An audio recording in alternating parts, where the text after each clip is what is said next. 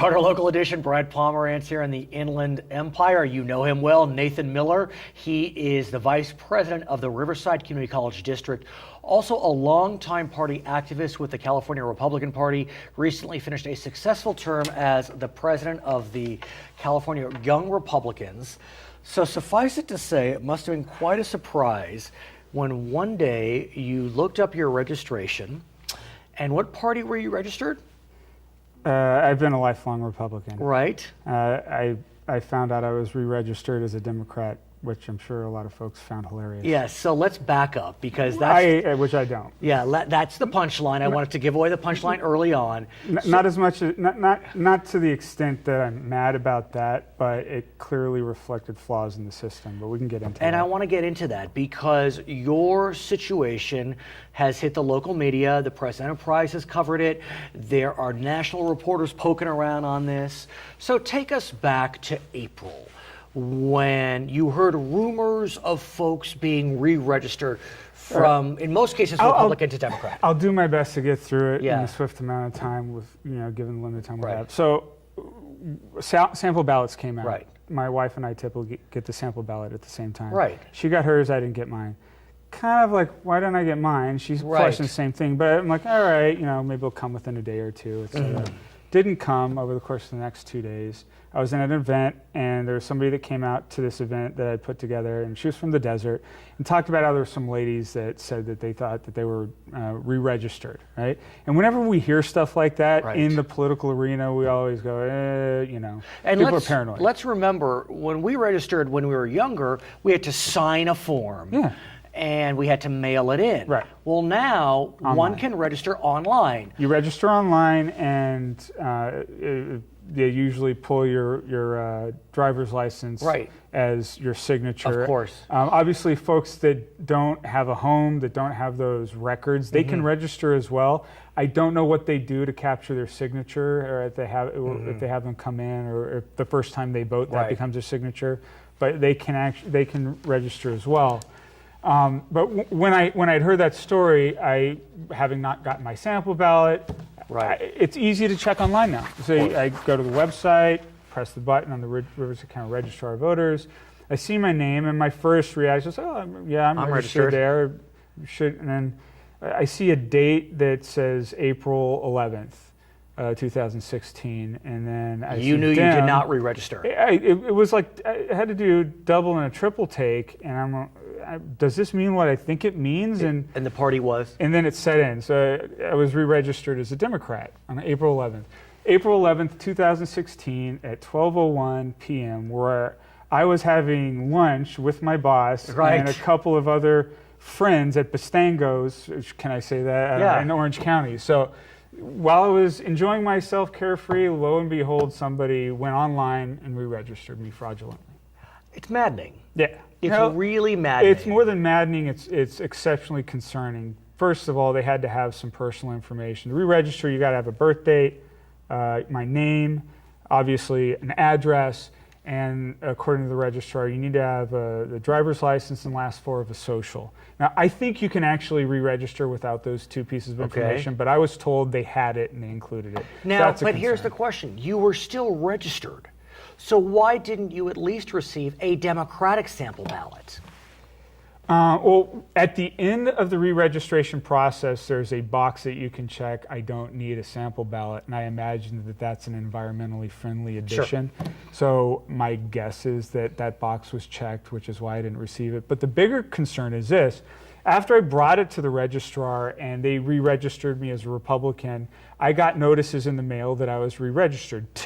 And I believe I got two, because if there was an address change, one should go to the original address and one goes to the new address, alerting you to the registration change. And of course, if it's something that you didn't do, you wanted to contact the registrar. Why didn't you get it in April? Exactly. I didn't get one in April when I was re-registered as a Democrat, and I have no idea why. That's one of the many questions that I have. Sir, what you've described seems as if it's a criminal act. Well, clearly, it's voter ID fraud. Right, and so it's identification fraud. Is the district attorney involved? Is the attorney general involved? Is the secretary of state involved? I immediately filed a complaint with the registrar. They've been very accommodating. They expressed concern, and they've worked with me on it. I've appreciated that. I also filed a complaint with the district attorney's office. They launched an investigation. And then I was later contacted by a reporter from the Press Enterprise. They did an article. Is that how on they it. found out? I think they found out because I put it on Facebook and it I went see. viral, and I see. think that in that circle, they found out that way. Now, we've learned that you were not the only one who had their registration switched around that time. Right. Is that Well, accurate? I don't know time frames. I Okay. know that the California Republican Party has. I don't want to give a number because I don't know understand. where they're Yeah. at, but it's in the dozens Okay. of folks, and it doesn't sound like a lot, but still, No. the point that I make here isn't about numbers.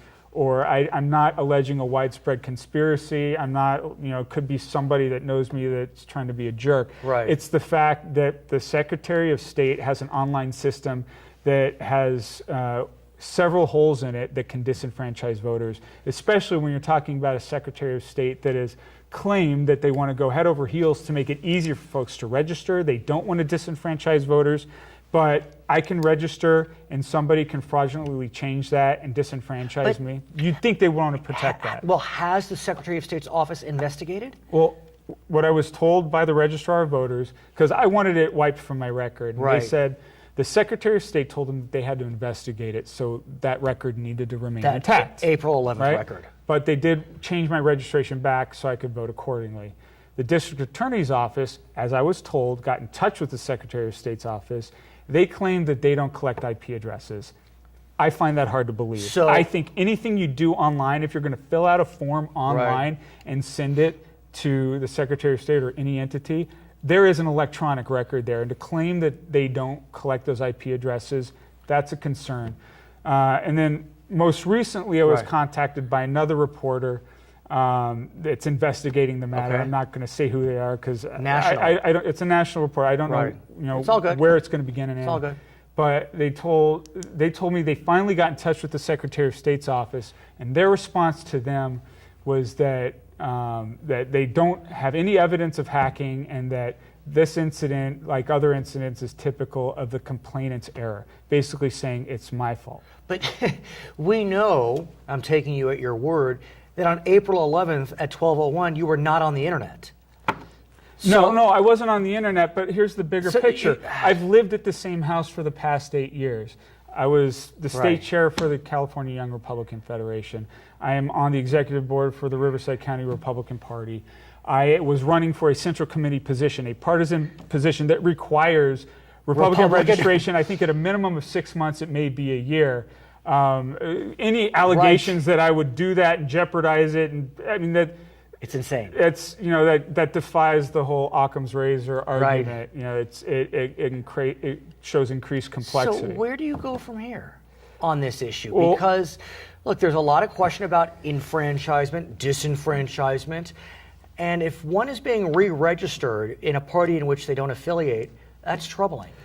Well, a part of it, I think, comes to political will on the part of investigative bodies like the District Attorney's Office. My hope and desire is that they dig further into it.